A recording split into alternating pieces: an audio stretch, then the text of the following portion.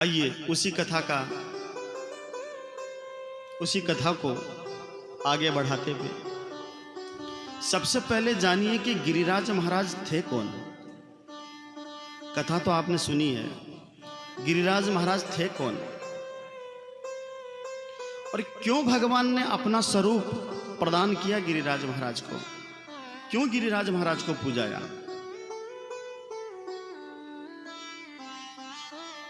तो सुनिए ध्यान से, ये जो गिरिराज महाराज थे ये द्रोणागिरि के पुत्र थे। किसके थे? द्रोणागिरि के पुत्र। और जिस समय राम और रावण के युद्ध का शुभारंभ होने जा रहा था तो सबसे पहले एक समस्या ये थी कि समुद्र पर सेतु बने कैसे। तो हनुमान जी महाराज को आदेश दिया गया। क्या आदेश दिया गया? कि बेटा हनुमान, तू ही ऐसा भक्त है जो पत्थरों की व्यवस्था कर सकता है, इसलिए ये काम तुम्हें सौंपता हूं। और द्रोणागिरि के पुत्र गिरिराज महाराज को अपने हाथ पे तोल लिया कि चलिए गिरिराज जी महाराज। तो गिरिराज महाराज ने हनुमान जी से आग्रह किया कि हनुमान जी महाराज आप हमें कहां ले जा रहे हैं? कि गिरिराज हम आपको राम जी की सेवा में ले चल रहे हैं। कहां ले चल रहे हैं? राम जी की सेवा में। तो गिरिराज महाराज बड़े प्रसन्न हुए। राम जी की सेवा में राम जी के दर्शन होंगे? हाँ हाँ महाराज, राम जी के दर्शन होंगे, उनके सेवा का मौका मिलेगा।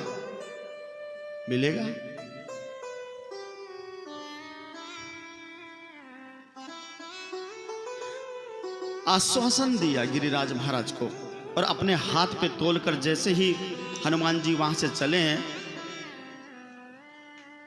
तो चलते चलते जब ब्रज भूमि में पहुंचे, ब्रज प्रदेश में हनुमान जी महाराज पहुंचे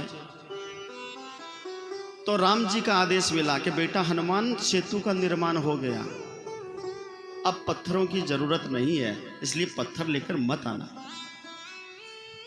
और वहीं हनुमान जी महाराज धीरे धीरे नीचे उतर गए और गिरिराज महाराज को वहां स्थापित कर दिया।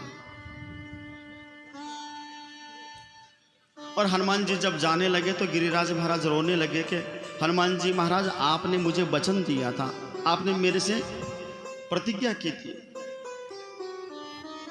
कि मुझे राम जी की सेवा का मौका मिलेगा, राम जी के दर्शन होंगे, आप मुझे यहां छोड़ के जा रहे हो।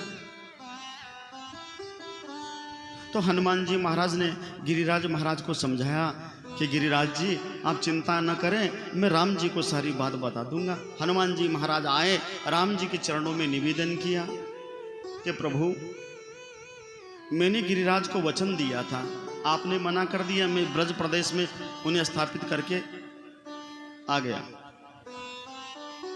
तो मैं चाहता हूं कि गिरिराज को भी आपके दर्शन हो।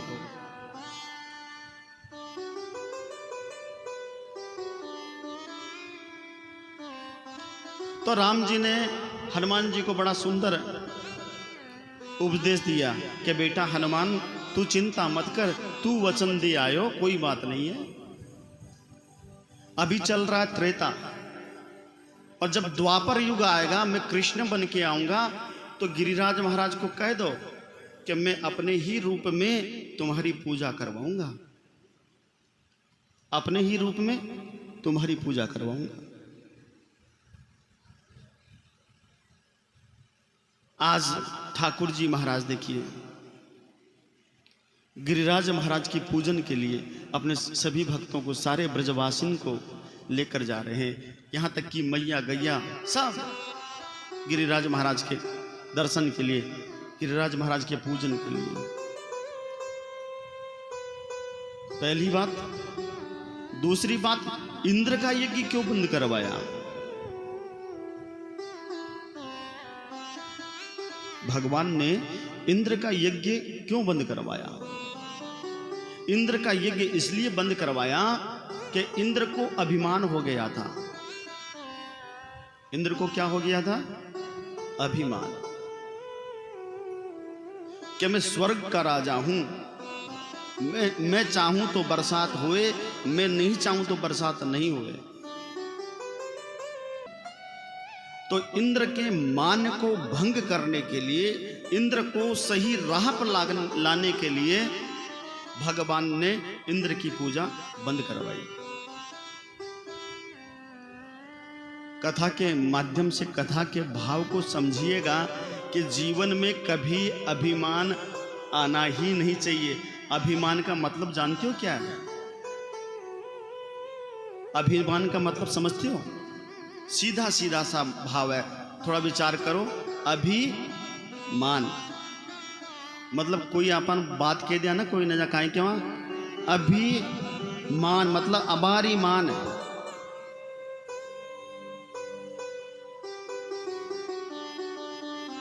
और जिको जना कोई बात नहीं माना, जना झाड़ आवे ना, गुस्सा आवे ना, वही तो अभिमान है।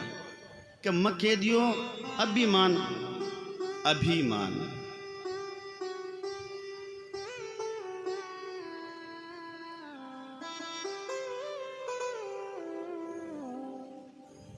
इंद्र के अभिमान को भंग करने के लिए। और दूसरा,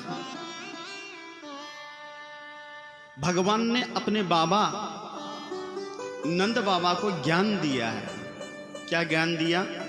कि बाबा कर्मणा जायते जंतु कर्मणेव विलीयते सुखं दुखं भयं क्षेमं कर्मणेवाभिपद्यते। बाबा किस कर्म की बात कर रहे हो? और गीता में अर्जुन को भगवान ने ज्ञान दिया था। क्या ज्ञान दिया था? कि बेटा अर्जुन, कर्मणे जायते जंतु, जीव का सबसे बड़ा गुरु कौन है? हमारा सबसे बड़ा गुरु कौन? गीता में साफ लिखा है कि हमारा सबसे बड़ा गुरु होता है हमारा कर्म।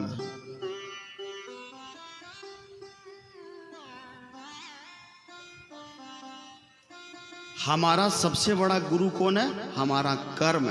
आप ध्यान दीजिएगा,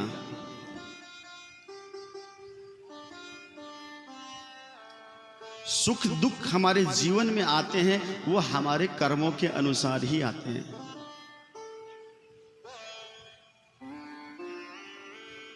जीवन में सुख दुख हमारे कर्मों के अनुसार हमें मिलते हैं। नहीं मिलते क्या? बताओ।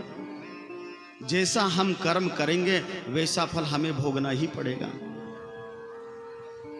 यहां मैं आपको साफ बता दूं यार एक बात, अगर हाथ से अगर पाप हो गया ना, तो ऐसा कोई भी मंत्र नहीं है, ऐसी कोई दवा नहीं है, ऐसी कोई भक्ति नहीं है, ऐसी कोई पूजा नहीं है जो आपके पाप को धो सकते। आपको भोगना ही पड़ेगा।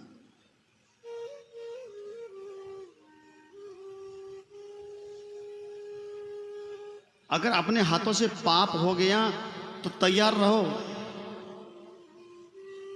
भोगना ही पड़ेगा। अब भोगोगे कब? उसका वक्त समय तय करेगा कि कब भोगना है। आज भोगोगे, कल, परसों या आने वाले दिनों में।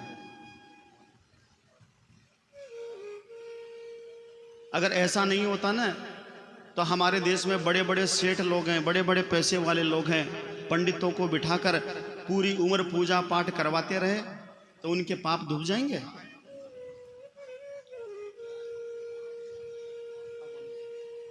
बड़े बड़े हैं, उम्र भर तक, जब तक जीवन है तब तक पूजा पाठ करवाते रहेंगे, क्या उनके पाप धुप जाएंगे? इस कथा के माध्यम से मैं आपको ये बताने की कोशिश कर रहा हूं कि धनुष से निकला हुआ तीर और वाणी से निकली हुई बोली फिर कभी लौट के नहीं आती है।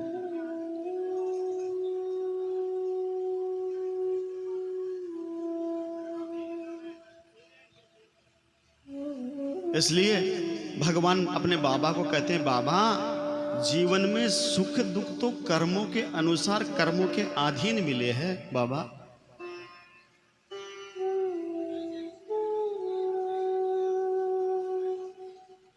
पूरे ब्रजवासी लोग भगवान की बात मानी है और गिरिराज महाराज की पूजन करने के लिए जा रहे हैं। तो ब्रजवासियों की एक शर्त थी। क्या शर्त थी?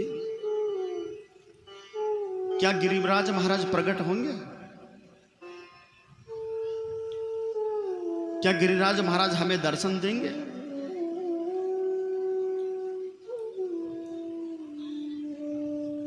तो भगवान ने कहा कि चिंता मत करो, जो हमारा खाएगा वही हमारी रक्षा करेगा। चलो। तो सारे ब्रजवासियों को देखिए गिरिराज महाराज की पूजन के लिए ले जा रहे हैं। बड़े धूमधाम से गिरिराज महाराज का पूजन किया गया। तो देखिए भगवान ने सभी से आंखें बंद करवाई और सभी से गिरिराज भगवान का ध्यान करवाया। और देखते ही देखते भगवान ने अपने ही स्वरूप से एक रूप और बनाया, चतुर्भुज रूप बनाकर गिरिराज पर जाकर बैठ गए और अपने भक्तों से कहने लगे, भक्तों आंखें खोलो, मैं आ गया। अब सबसे पहले मैया दौड़े दौड़े भगवान को भोग लगाने जाए। अब भगवान मन में विचार करे, क्यों मैया, काल तो एक पकौड़ी कौन दे रही है और आज पूरा 56 भोग। दूसरा कारण ये भी था कि सारे ब्रजवासी लोग भगवान को सखा मानते थे, मित्र मानते थे।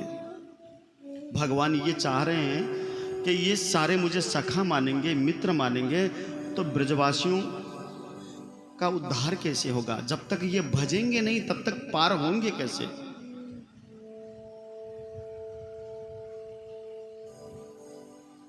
लोग क्या कहेंगे? जिन ब्रजवासियों के साथ भगवान रहे उनका उद्धार नहीं हुआ।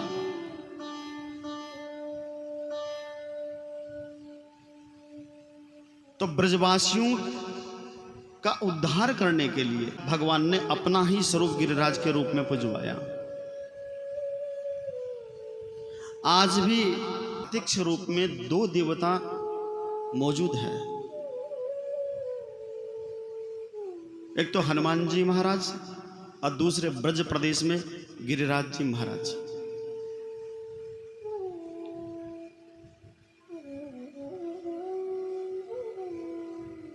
मौजूद है।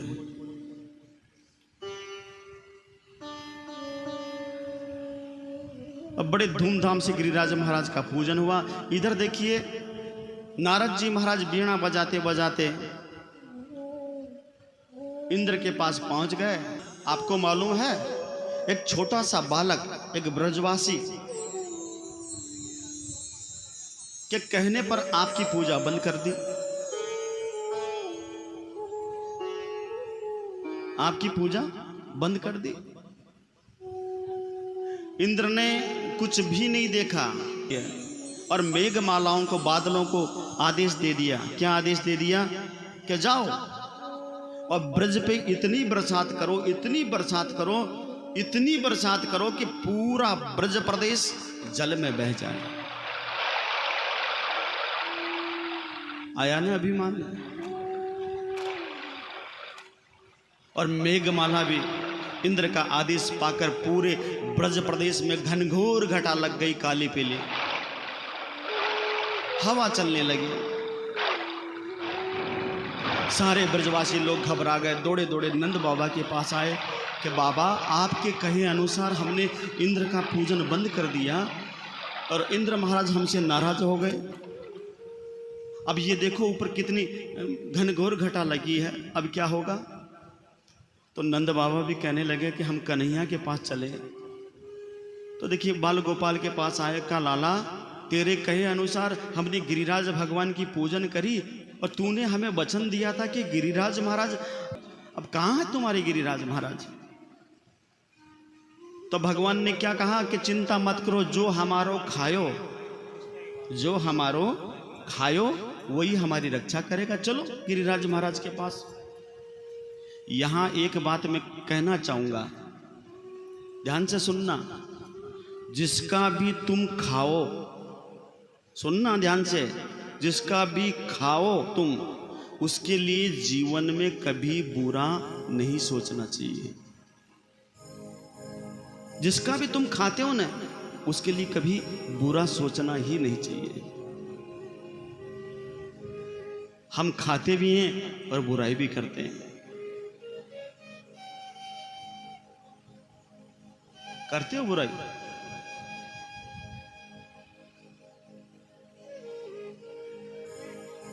या तो खाओ मत, अगर खाते हो तो बुराई नहीं करनी चाहिए। तो देखिए सारे ब्रजवासी लोगों को लेकर अब सारे ब्रजवासी अपनी अपनी गाड़ियां, अपनी अपनी गैया मैया सब लेकर कन्हैया के पीछे पीछे मूसलाधार बरसात होती जा रही है। सारे ब्रजवासी भीजते जा रहे हैं और गिरिराज महाराज के पास पहुंच गए और कहा, लाला तुम्हारो गिरिराज महाराज दिखे नहीं, कहाँ है तुम्हारो गिरिराज महाराज? भगवान मन में विचार करते हैं कि ब्रजवासी लोग कितने भोले हैं, ये समझे नहीं। कोई बात नहीं है, सभी हाथ जोड़ो और एक बार गिरिराज महाराज का जयकारा लगाएंगे, गिरिराज भगवान आ जाएंगे। तो देखिए बाल गोपाल सबकी आंखें बंद करवाइए और जोर से जयकारा लगाया है। बोलिए गिरिराज महाराज की जय हो, जय हो। सारे ब्रजवासी लोग जय हो गिरिराज महाराज, जय हो गिरिराज महाराज। भगवान ने सबकी तरफ देखा, सबकी आंखें बंद है और देखते ही देखते भगवान ने अपने बाएं हाथ को गिरिराज के नीचे लगाया और धीरे धीरे धीरे गिरिराज भगवान को, गिरिराज जी महाराज को हाथ पे तोलना चालू कर दिया और तोलते तोलते तोलते अपने हाथ पे उठाकर सबसे छोटी अंगुली पर गिरिराज महाराज को धारण कर लिया। बोलिए गिरिराज धरण महाराज की जय हो। और सारे ब्रजवासियों को कहने लगे, भैया अब आ जाओ नीचे। अब सारे ब्रजवासी ये भी नहीं देखे कि गिरिराज ठहरा किस पे। अब सारे ब्रजवासी अपने अपना सामान, अपनी अपनी गाड़ी, अपनी अपनी गैया, अपनी अपनी मैया को लेकर गिरिराज महाराज के नीचे सब दौड़ रहे हैं। और जब सारा सामान आ गया तो मन में पूछे कि कन्हैया कहाँ है। तो भगवान को देखा तो सबसे छोटी अंगुली पर गिरिराज को खड़े ले रखा, तोल रखा है। अब सारे ब्रजवासी भगवान की तरफ देखने लग गए, बाल गोपाल की तरफ। लाला तूने गिरिराज को धारण किया? और झट से अपनी अपनी लाठियां गिरिराज महाराज के नीचे लगा दी। सब हाथ में लाठी थी ना, गिरिराज महाराज के नीचे लगा दी। अब सारे ब्रजवासी देखिए कितने भोले हैं, भगवान को कहते हैं, लाला तू नेक आराम कर ले, तू थोड़ा सो आराम कर ले, हम लाठियों पे तोल के रखते हैं। भगवान कहते हैं, मन में विचार करते हैं कि तुम्हारे इन लाठियों पर गिरिराज रहेगा। सभी ने जिद की तो भगवान ने देखा कि चलो थोड़ा सा प्रयास करते हैं। तो जैसे ही भगवान ने थोड़ी सी अंगुली नीचे की, जैसे ही नीचे की, सारी की सारी लाठियां चटक चटक चटक करके टूटना चालू होगी। और जैसे ही टूटे गिरिराज को नीचे आते हुए देखा ना, तो सारे ब्रजवासी सर पे हाथ रखकर कहते हैं, लाला थामियो। फिर भगवान ने फिर गिरिराज को धारण किया। सारे ब्रजवासी पूछते, कन्हैया इतना बल कहाँ से आयो, तुम्हारे अंदर इतना बल कैसे आयो? तो भगवान ने बड़ा सुंदर जवाब दिया, कुछ माखन को बल बढ़्यो, कुछ माखन को बल बढ़्यो, कुछ गोपियन करी सहाय, राधा जू की कृपा से मैंने पर्वत लियो उठाए। कुछ माखन को बल बढ़्यो, कुछ गोपियन करी सहाय, और राधा जू की कृपा से मैंने पर्वत लियो उठाए। इसलिए भगवान ने सबसे छोटी अंगुली पर, ये पांचों अंगुली है ना, ये पांचों काम की है। सुनाऊं एक भाव? बोलो सुनाऊं क्या? मारी पांचों आंगुलियां हर के नाम की रे मारू पाँचो अंगुलिया हर के नाम की रे, मारी पाँचो अंगुलिया हर के नाम की रे, मारी पाँचो अंगुलिया हर के नाम की रे, मारी पांचों अंगुलियां हर के नाम की रे, मारी पाँचो अंगुलिया हर के नाम की रे, हर के नाम की रे, हर के नाम की रे, हर के नाम की रे, हर के नाम की रे, मारी पांचों अंगुलियां हर के नाम की रे, मारी पाँचो अंगुलिया हर के नाम की रे, मारी पांचों अंगुलियां हर के नाम की रे, मारी पाँचो अंगुलिया हर के नाम की रे, हर के नाम की रे, हर के नाम की रे, हर के नाम की रे, हर के नाम की रे, मारी पांचों अंगुलियां हर के नाम की रे, मारी पाँचो अंगुलिया हर के नाम की रे।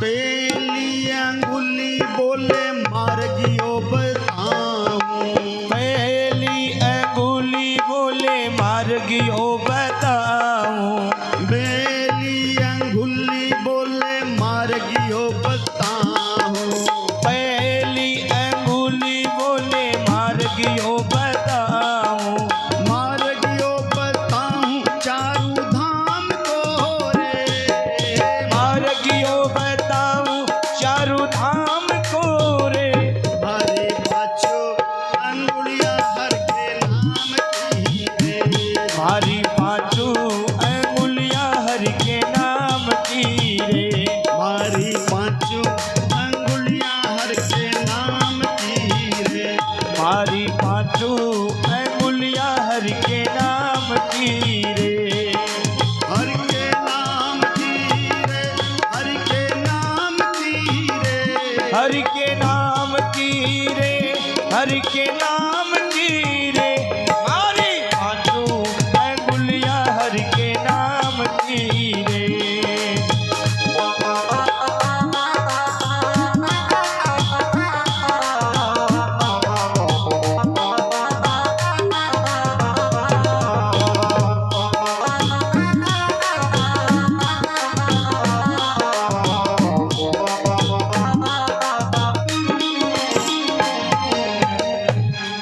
बिचली अंगुली बोले माला ने घुमाऊं, बिचली अंगुली बोले माला ने घुमाऊं, बिचली अंगुली बोले माला ने घुमाऊं, बिचली अंगुली बोले माला ने घुमाऊं, माला घुमाऊं सीताराम की रे, माला घुमाऊं सीताराम की रे, मारी पांचों अंगुलियां हर के नाम की रे, मारी पाँचो अंगुलिया हर के नाम की रे, हर के नाम की रे, हर के नाम की रे, हर के नाम की रे, हर के नाम की रे, मारी पाँचो अंगुलिया हर के नाम की रे।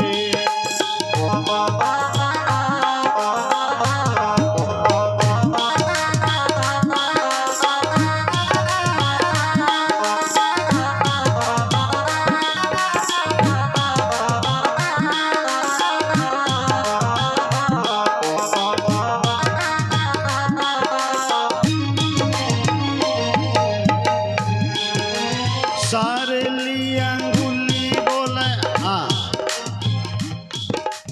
सारली अंगुली बोल तिलक लगाऊं, सारली अंगुली बोले तिलक लगाऊं, सारली अंगुली बोल तिलक लगाऊं, सारली अंगुली बोले तिलक लगाऊं, तिलक लगाऊं घनश्याम तेरे, तिलक लगाऊं घनश्याम के रे, भारी पाँचों अंगुलियां हर के नाम की रे, भारी पाँचों अंगुलियां हरि के नाम की रे, हरि के नाम की रे, हरि के नाम की रे, भारी पाँचों अंगुलियां हरि के नाम की रे।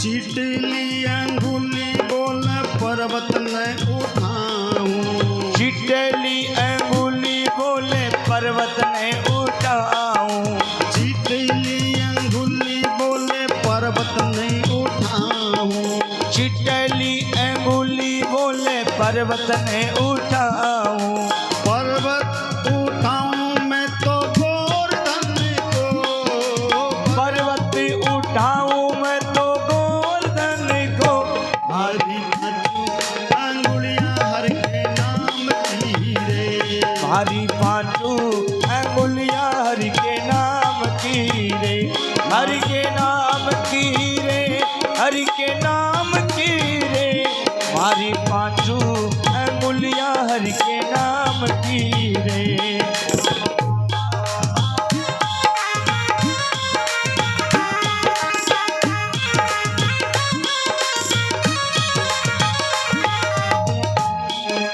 पाँच होगी के पाँच, एक रेगो वो कहीं काम आवे।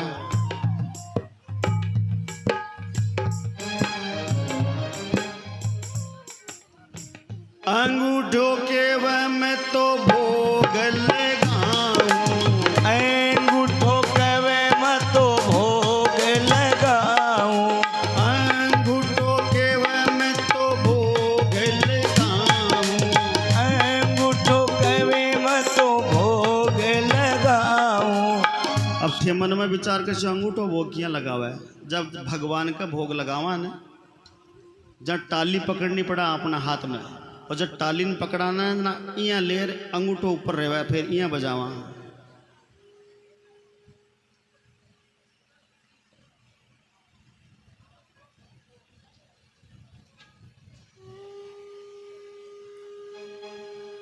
भोग लगाऊं सीताराम के रे, भोग लगाऊं सीताराम के रे, भारी पाँचों अंगुलियां हरि के नाम की रे, भारी पाँचों अंगुलियां हरि के नाम की रे, हरि के नाम की रे, हरि के नाम की रे, भारी पाँचों अंगुलियां हरि के नाम की रे, हरि पाँचों अंगुलियां हर के नाम की रे, भारी पाँचों अंगुलियां हरि के नाम की रे, हरि पाँचों अंगुलियां हर के नाम की रे, भारी पाँचों अंगुलियां हरि के नाम की रे। बोले गिरिराज धरण भगवान की जय हो, भागवत महापुराण की जय हो। सारे ब्रजवासियों के संकट को दूर करने के लिए भगवान ने गिरिराज महाराज को धारण किया है। सारे मेघमालाएं, सारे बादल बरस के थक गए, इंद्र के पास गए हैं सारे, और कहा प्रभु जी हमारे अंदर जितना जल था सारा जल हम ब्रज पर डाला है। तो इंद्र भगवान देखिए फिर भी अभिमान मन में ऐरावत पर बैठकर ब्रज को देखने के लिए आ रहे हैं कि मैं देखूं तो सही। मुझे ऐसा लगता है कि पूरा ब्रज प्रदेश जल में बह गया। और जैसे ही ऐरावत पर बैठकर ब्रज प्रदेश में पहुंचे हैं तो क्या देखा कि ब्रज में धूल उड़ रही है, ब्रज रज उड़ रही है हवा के साथ, पानी की एक बूंद तक नहीं गिरी। और जब इंद्र ने देखा ना तो इंद्र के अभिमान की पहली सीढ़ी खिसक गई और झट से ऐरावत से नीचे उतरा और जो ब्रज रज थी ना, ब्रज रेणु, उस रेणु को उठाकर अपने सर पर डालने लग गया, क्योंकि समझ गए कि अगर ये कोई लीला कर सकता है तो मेरे ठाकुर कर सकते हैं। मेरे से बहुत बड़ी गलती हो गई। और लौटता हुआ घुटमन चलता हुआ भगवान के पास पहुंचे तो क्या देखा कि सारे ब्रजवासी गिरिराज महाराज के नीचे और भगवान सबसे छोटी अंगुली पर गिरिराज को धारण कर रखा है। बड़ी सुंदर भागवत में इंद्र भगवान ने प्रार्थना की। इंद्र भगवान प्रार्थना कर रहे हैं कि प्रभु अज्ञानवश मोहवश अभिमानवश प्रभु में आपको पहचान न पाया और मैंने ब्रज पे बड़े अत्याचार किए, प्रभु मुझे माफ कीजिए, मैं आपके शरण में हूं। इतना ही कहा, प्रभु मैं आपके शरण में हूं। तो इंद्र को यहां भागवत में भगवान ने बड़ा सुंदर ज्ञान दिया कि इंद्र तू गद्दी का मालिक है, पद का मालिक है, और जो गद्दी का और पद का मालिक होता है उसके लिए तो पूरी प्रजा समान है, सबके साथ समान व्यवहार करना चाहिए। तू स्वर्ग का कार्यभार संभाल रहा है, पद का ध्यान रखना, पद का अभिमान बहुत बड़ा होता है, पद का अभिमान बहुत बड़ा होता है। चार चीजें मनुष्य को बिगाड़ती है। ये चार चीजें कौन कौन सी है, ध्यान से सुनिएगा। रूप, यौवन, संपत्ति और सत्ता। ये चार चीज जिसके पास है तो समझ लो उसका पतन निश्चित है।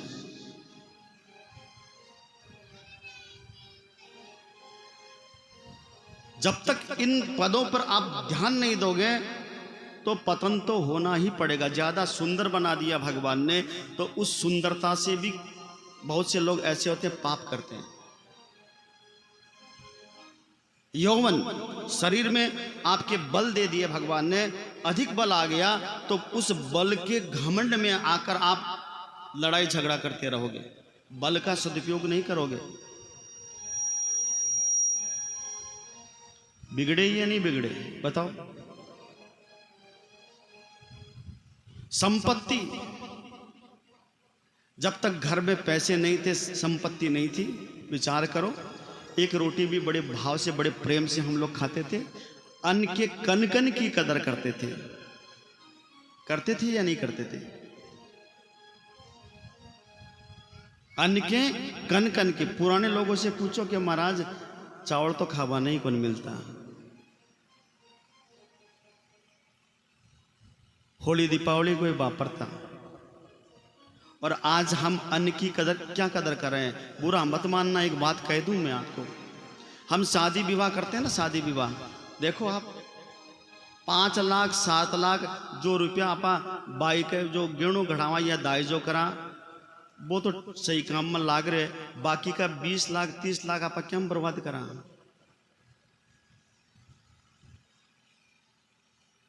इतना अन्न जूठा चला जाता है, इतना अन्न जूठा चला जाता है कि उस अन्न को इकट्ठा कर गए एक गांव आराम से पेट भर ले, इतना तो हम जूठा छोड़ देते हैं, वेस्टेज चला जाता है।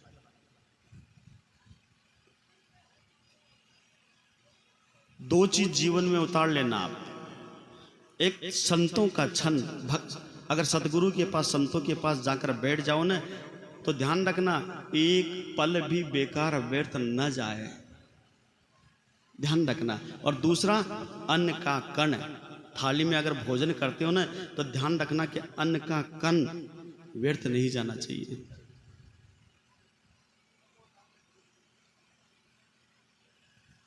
बहुत कम लोग मिलेंगे अभी भी आपको कि जो थाली में पानी डाल के पिया करते हैं।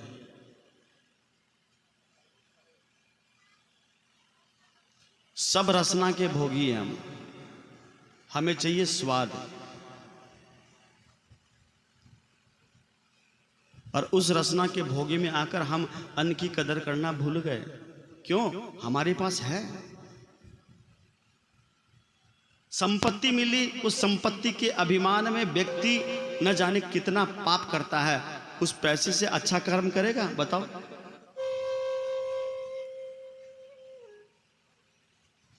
अच्छा कर्म करेगा? गांव में आप अपनी रूपरेखा तो बताओ कि मैंने गांव में विकास के लिए मैंने ये काम किया है, लगाया कोई किसी ने अच्छा पैसे वाला? बताओ।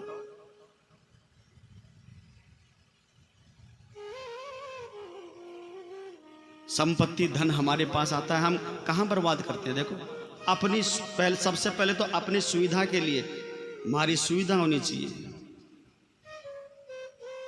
फिर खान पान पर,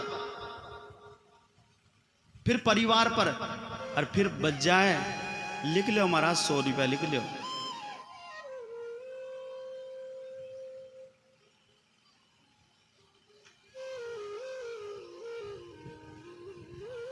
पैसा कमाना बड़ी बात नहीं है, ध्यान रखना। सबसे बड़ी बात तो यह है कि पैसे को खर्च कहाँ करें, लगाएं कैसे, ये बड़ी बात है। और मैं ये चाहता हूं कि आपका धन, आपकी संपत्ति, आपकी कमाई सही जगह खर्च होनी चाहिए।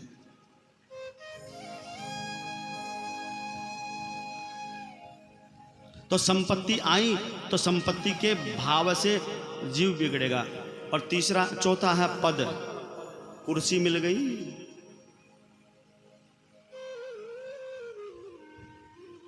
कुर्सी वाले को टाइम है क्या? बताओ, कथा में आने के लिए टाइम है? कुर्सी वाले को सत्संग में देखा है कभी? जिसके पास पद है उसे सत्संग में देखा है? सत्संग में कौन मिलेंगे? सत्संग में आपको मिलेंगे दीनहीन, जिनके मन में दर्द है, प्रभु के प्रति अनुराग है, प्रभु के प्रति प्रेम है। ऐसे भक्त लोग कथा में मिलेंगे। पद वाले लोग नहीं मिलेंगे। क्या मतलब है?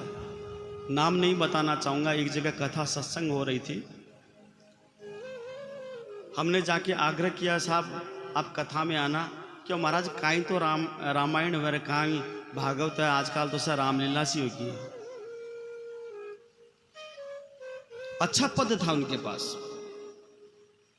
विचार करो, भारत देश का वासी, जो राम कृष्ण की भूमि पर रहने वाला, राम कृष्ण को मानने वाला, वो ये बोले कि क्या कथा होती है, क्या भागवत होती है, क्या रामायण होती है। मैं आपसे पूछता हूं, ऐसा व्यक्ति देश को चला पाएगा क्या?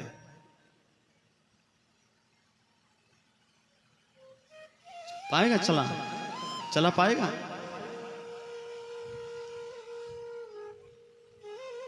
तभी संतों ने कहा है कि अगर प्रारब्ध अनुसार तुम्हें ये 4 चीजें मिली है, रूप, यौवन, संपत्ति और सत्ता,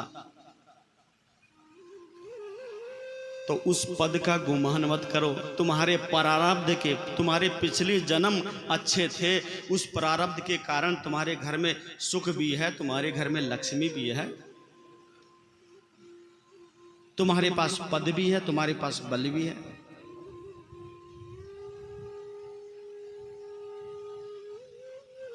तो इंद्र को समझा रहे हैं, तुम्हारे पास पद है, अब पद के गुमान में आकर तू ब्रजवासियों पर न्याय की जगह अन्याय कर। भगवान ने इंद्र को माफ किया। क्यों किया? कि भगवान ने इसलिए माफ किया कि 7 दिन तक लगातार सतत वर्षा होती रही और 7 दिन तक सारे ब्रजवासी भगवान के साथ रहे। इसलिए कहा, इंद्र मैं तुम्हें माफ कर रहा हूं इस बार तो, लेकिन ध्यान रखना पद के अभिमान में आकर, पद के गुमान में आकर कभी कोई गलत काम मत उठा लेना। इंद्र ने भगवान के चरणों में निवेदन किया, प्रभु मेरी इच्छा है। क्या इच्छा है? कि मैं चाहता हूं आपका दुग्धा अभिषेक करूं। स्वर्ग से कामधेनु गाय को बुलाया गया है और कामधेनु गाय को बुलाकर भगवान इंद्र ने भगवान का दुग्धाभिषेक किया है और भगवान का एक बड़ा सुंदर नाम रखा इंद्र ने। क्या नाम रखा? कि प्रभु मेरा मन करता है कि मैं आपका नाम रखूं। क्या नाम रखा? गोविंद। बोलिए गोविंद भगवान की जय हो।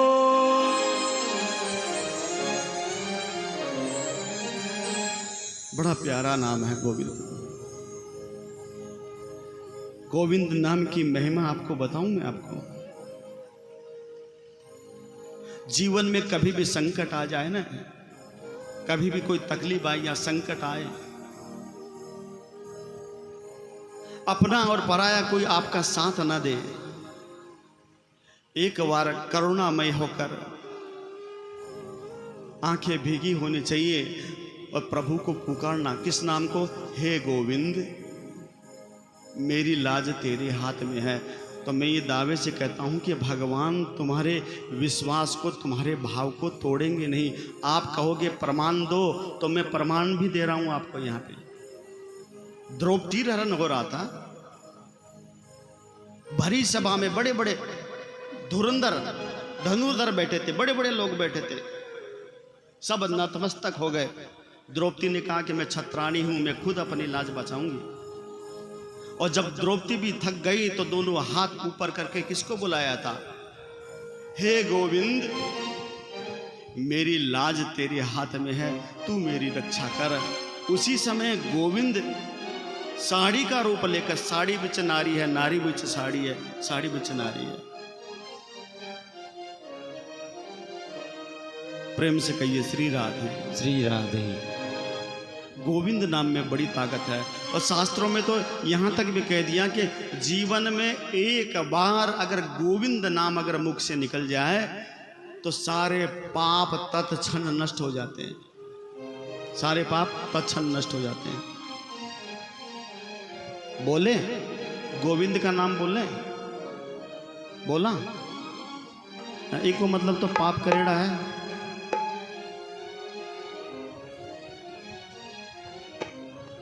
आइए।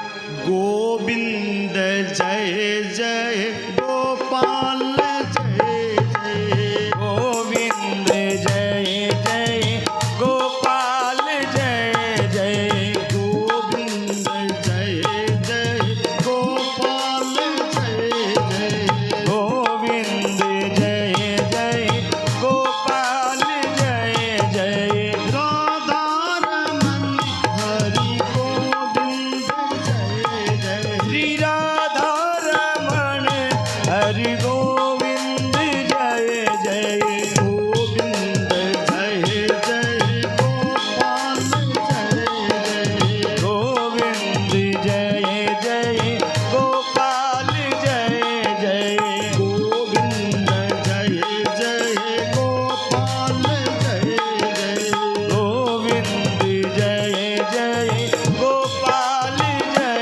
जय, राधा रमन हरि गोविंद जय जय, श्री राधा रमण हरि गोविंद जय जय, गोविंद जय जय गोपाल जय जय, गोविंद जय जय गोपाल जय जय, गोविंद जय जय गोपाल जय जय, श्री गोविंद जय जय गोपाल जय जय, गोविंद जय जय गोपाल जय जय, श्री गोविंद जय जय गोपाल जय जय।